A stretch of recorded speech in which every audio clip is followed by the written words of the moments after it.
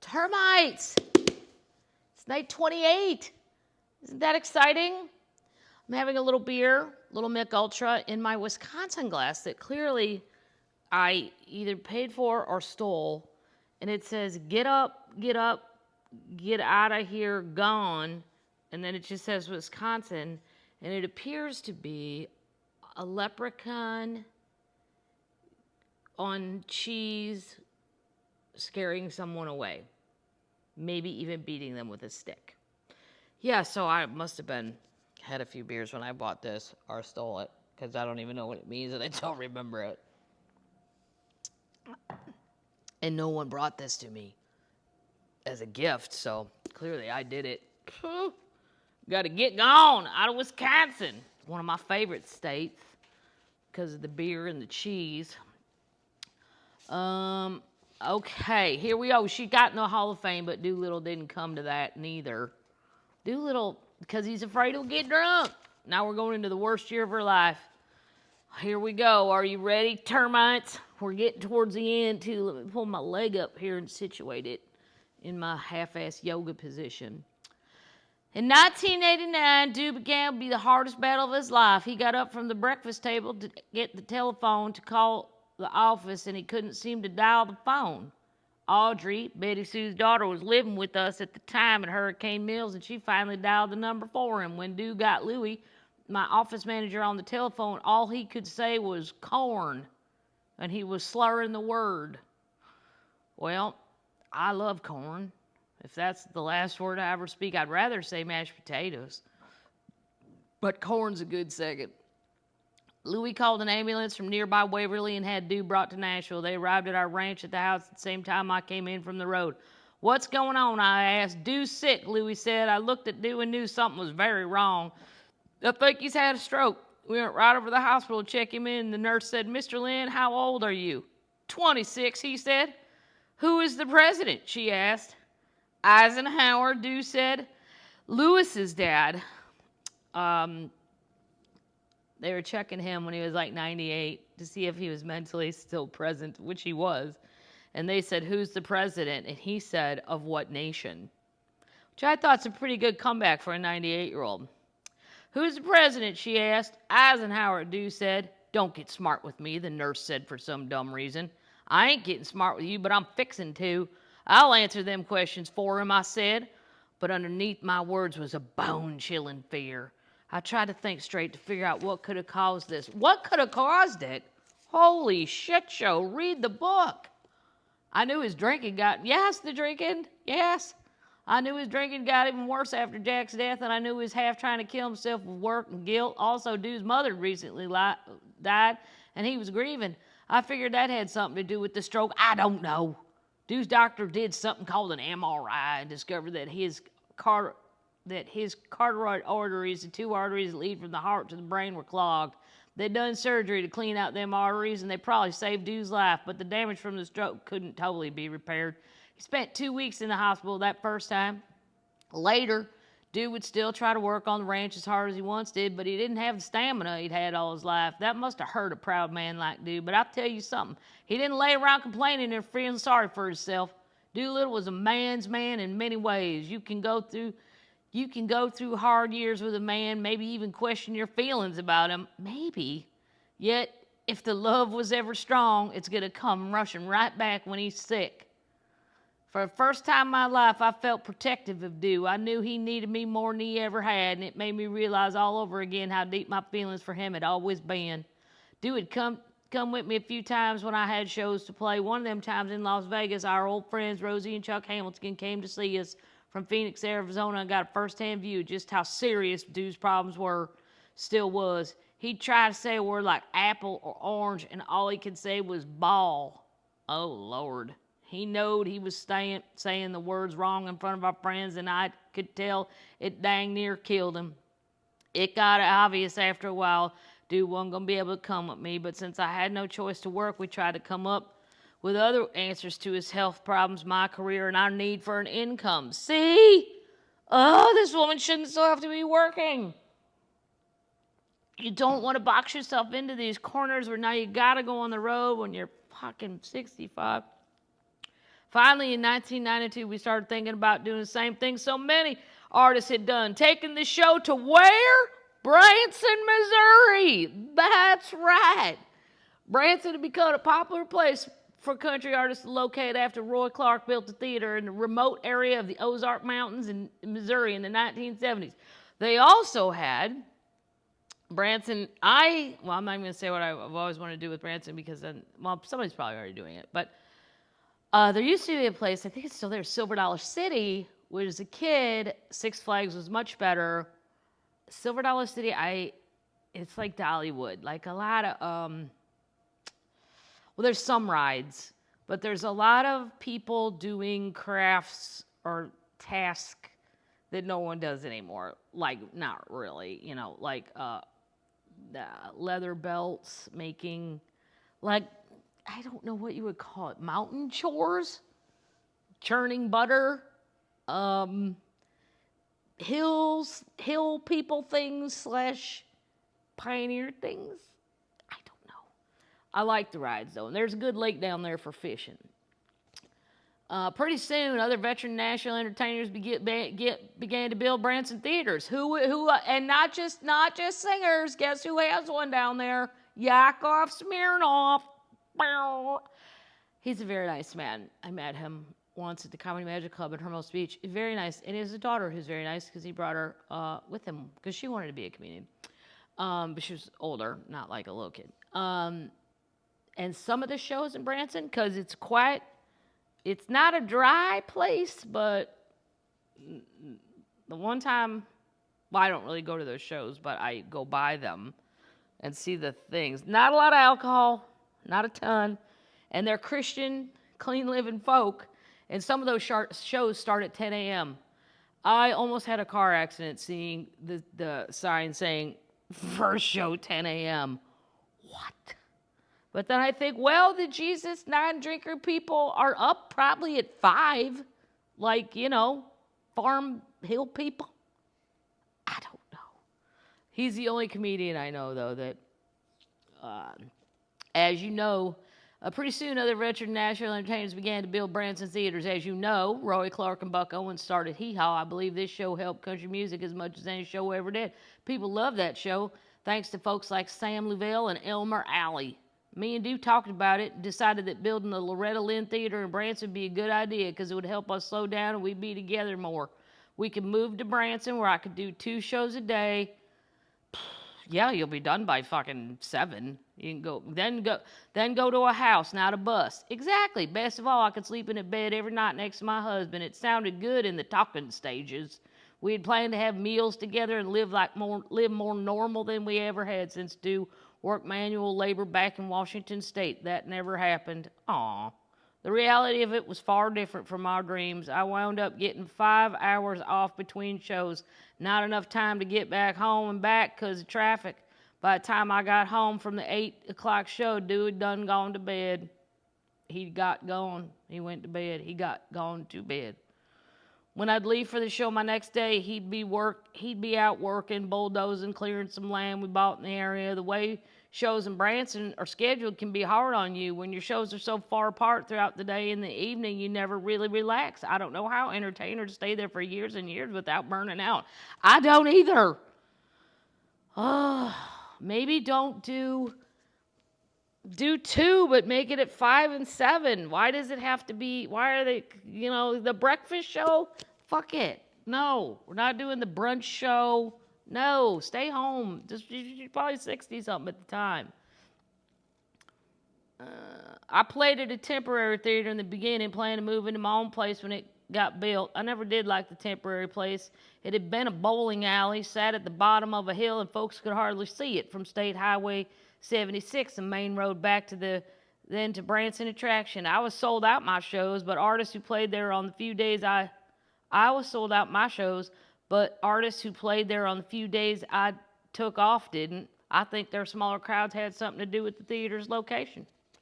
That's right. Deuce's health continued to go downhill. In addition to heart problems that were starting, he was diagnosed with diabetes, a disease we never even thought about and sure didn't know much about. He eventually had to take insulin shots and soon began to give them to himself. Doctors said he'd have to stop drinking. Alcohol had been part of the dude's life for almost half a century, and giving up booze didn't come easy for him. But after he got on insulin, he knew he'd pay a heavy price if he went on a bender. Finally, dude quit liquor completely. I never thought I'd see the day, but with God's help, dude weaned himself. He got down to 3 beers a day. What good for him? That's amazing. Because most people, you got to either stop, or drink. Stop, or drink. And you're going to be drunk. But he did it. As he got worse, though, he said he only drank the beer because it helped him sleep. As he got worse, he even had to quit the beer. The insulin slowed down the diabetes, but it didn't stop it. And then, dude had a heart attack. This was a big wake-up call. After it happened, I decided dude needed me more than my fans. I told the guy booking the shows I wasn't going to work anymore, period. I told him I was going to spend every day and night with dude, whether he was in the hospital or inside our home. I wasn't going to work 14 shows a week no more. 14! That is crazy! Especially because these people do 2-hour shows. 14! How about 4? Who's managing this woman? If you're Loretta Lynn and you're this famous, you're in the Country Music Hall of Fame, you've won all these awards, you've had like a fucking 20,000 number one hits, you dictate the terms. You tell them, here's what I will do. You want it or not. They'll all say, yeah, everybody wants money. This is terrible for this lady. Just terrible. Maybe because I think, what if that happened to me? I would shit. I haven't done 14 shows a week since I was probably 30 in Las Vegas, where you did 2 a night for 7 nights. But I only had to do 35 minutes headlining. That was it, because they want the people back in the casino. Boom, boom, boom. That was in a comedy club. If you're doing a real theater, I don't do 30 minutes. I do an hour, 15, whatever. But the clubs, that's the last time I did 14 shows. Jesus. All right, that's enough about me. The guy pitched a fit. Said he was going to sue me. I didn't care. I wouldn't have put a price tag on the care I could give to do or the need he had for me. Lane Cross, my then manager, went to Branson 3 times with lawyers and got it straightened out. Dude ended up having open heart surgery in May of 1993. I stayed at the hospital with him. There was a walkway at the hospital that connected to the hotel for family members. I got rooms for all of us. Anyone could come and go or get gone. My routine was that I'd only leave when I absolutely had to use the bathroom or take a shower, maybe bring some food up to the room. One day I left to take a shower, and I put the key in my door when I heard a voice over a very loud speaker. Will the Lynn family return to the hospital immediately? Oh, Lord. That's not good. The request scared us to pieces. Me and the kids was running into one another. We scrambled across walkways from our rooms to do. We couldn't believe what we saw. It looked like dude's heart had exploded. The doctors, of course, had put stitches in his chest after his heart operation, but he busted wide open. What? This is not normal. Towels soaked in blood were all around his bed. Doctors and nurses was flying around like crazy. I don't blame anyone at the hospital for his chest busting open. In fact, I can't praise them Springfield doctors enough. She's talking about Springfield, Missouri. And I'd say the same thing, because my mama had breast cancer, and we went down there for 6 weeks, every day for radiation, and they was nothing but lovely. Seriously, it's a very nice hospital, and it was actually pleasant. It was a happy place, and their airport's really good too. It's just expensive to get in and out of, but it's nice. It was the greatest hospital I'd ever been in. I agree with Loretta. It's a wonderful hospital. Them people were so nice. Anytime there's something wrong with my mama or my daddy, I try to say, get your ass on down to Springfield. They rushed dude back into surgery and sewed him back up, making some more repairs, as I understand it. But they said the damage had been done. I don't know the particulars of what happened from a medical sense. I just know that dude was near death that day. When dude was wheeled back into his intensive care room, one of the kids was told he probably wouldn't live through the night. Nobody told me that, and they were smart not to. I think the Lord was with Doolittle that night, but there was something else that helped me pull him through. Ernest Ray said that dude was leather tough. 5 years later, after his daddy died, Ernest got to thinking about it, put it this way. Anybody else would have give up and died, and you can't blame him. But not the old man. He just hung on and on. When they brought him back from the second heart operation, his chest was held together by metal. It was covered up with things that looked like giant staples, and they sunk deep into Dude's chest. So he not only had the pain from the surgery, but pain from all that metal sticking in him. They kept him shot full of morphine for the pain until he found out he was being given morphine. Then he orders the doctors to stop the morphine. He would suffer cold turkey until he got well, he said. I think he thought painkillers was for sissies, and he didn't want to get to a place where he depended on them. He also thought they was a form of dope. Dope. That's what my grandpa used to call anything other than alcohol was dope. And I had a cousin who smoked a lot of pot, and my grandpa would always say, I won't say his name, but is so-and-so on the dope? And I'm like, I don't know that I'd go that far. I'd say maybe he likes to get high Thursday, Friday, Saturday, and Sunday. But that's not on the dope to me. Dope means, I don't know, not pot. I don't know what it means, but it doesn't mean pot. It's just such an old school word. Are you on dope? Are you hopped up on goofballs? You ever heard that one? My dad used to say that. I'm like, what the fuck is a goofball? I don't know. It was some like hard candy drug thing back whenever. Dude didn't mind drinking himself into a stupor, but he was dead set against any kind of dope. I stood by his bed hundreds of times during the next years and saw him waller, not holler, waller and sweat from nothing but plain old pain. Only painkiller he ever took was Tylenol 3, and he didn't realize he was taking it. I sneaked it into his pill box. It helped, but not much. It was about like trying to put a forest fire out with a water pistol, but that's the best I could do. Chapter 24, page 191. Seeing Conway for the last time. Oh, dear Lord. Dude had gone into the Springfield Hospital in May and was still there in June. Oh. When I learned Conway Twitty was planning on paying him a visit, Conway was also playing Branson off and on during the early 90s. One Friday afternoon, Conway finished up his show and was leaving on the bus for Nashville when he collapsed. They was already heading for the hospital, but instead of walking in and visiting with Dude, Conway was carried into the emergency room by his band members. I remember looking out the window of Dude's room, seeing the bus turn into the hospital. Look a here, Dude. Look a here. That's written out. Look a here, Dude. I said, Conway's come to see you. I'll run downstairs so he don't have to look for your room. I saw 2 band members carrying him in. He was bleeding from the mouth and his eyes was crossed. Oh, wow. They told me later that Conway had a stomach aneurysm and bled to death. Oh, dear Lord, my dad almost had one of them, but we done caught it. Stapled it right up, put a little net in there. He's good to go. He was put in intensive care after an operation, but he never woke up, as I recall. Conway was my best male friend. When we toured together, his band rode on my bus, and my band sometimes rode on his. We ate at the same truck stops. We toured the United States, Canada, and overseas together. We'd sold millions of records and played for millions of people.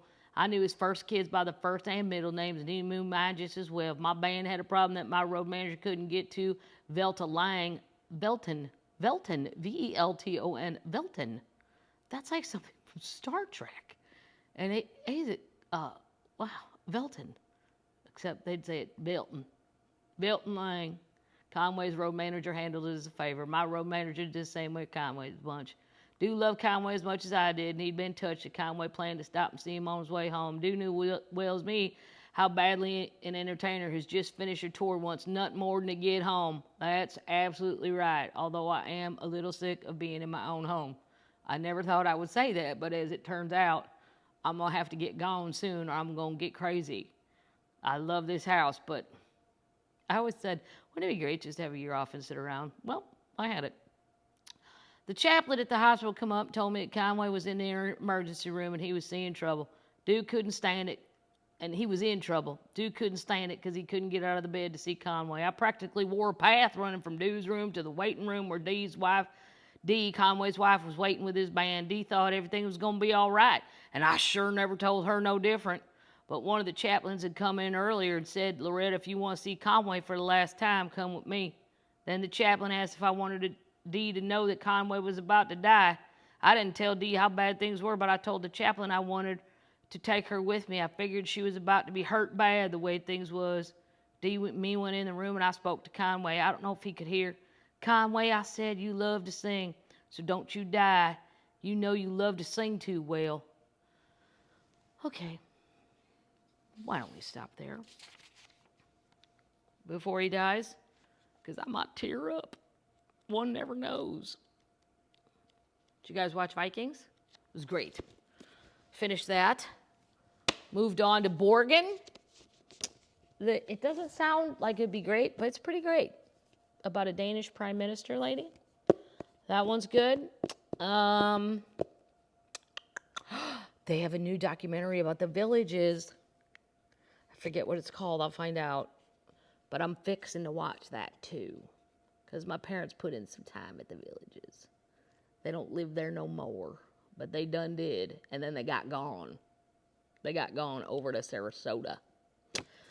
All right, termites. Pull up your sheet. We're going to make it through January. And then we're going to be in February. Then we're going to be in springtime. And hopefully we'll all have a vaccination. We'll just be able to run wild.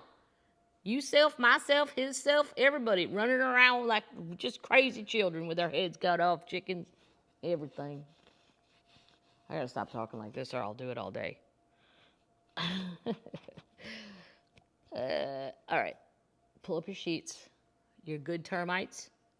You're worthy termites. You're safe termites. I hope most of you are being safe. And we're going to make it to spring like good termites. And then we're going to, termites can fly? Did you know that? You probably didn't know that. I've seen them fly. They can do it. So you're flying termites. You have the capability of flying if you want. All right, ready? Pull up your sheet. Find the cold spot.